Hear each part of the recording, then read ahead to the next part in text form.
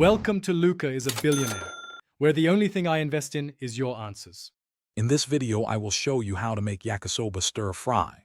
First, let's gather our essential ingredients.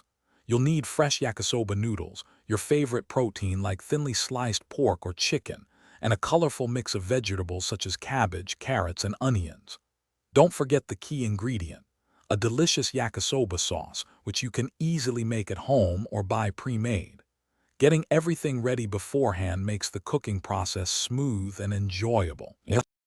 Next, let's prepare the noodles and protein. Boil your yakisoba noodles for just 2 to 3 minutes until they are tender, then drain them thoroughly to prevent them from clumping.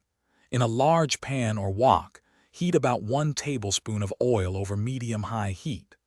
Add your protein, whether it's pork, chicken, or tofu, and cook it until it's beautifully browned and completely cooked through. This step builds the first layer of flavor for your delicious stir-fry. Now it's time to bring in the vibrant vegetables and the flavorful sauce. Add your chopped vegetables, like cabbage, carrots, and onions, to the pan with the cooked protein. Stir-fry them for about 3 to 5 minutes until they are crisp tender, retaining a nice bite. Then, pour in your yakisoba sauce, making sure it generously coats all the ingredients. Toss everything together well to ensure every piece is infused with that wonderful, savory flavor. Finally, let's bring it all together for the grand finale.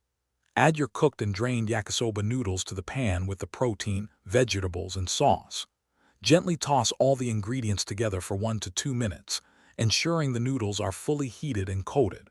For an extra touch, garnish your yakisoba with some pickled ginger, a sprinkle of nori or toasted sesame seeds. Serve your delicious homemade yakisoba immediately and enjoy every savory bite. Thanks for watching and please subscribe. It's the best investment you'll ever make.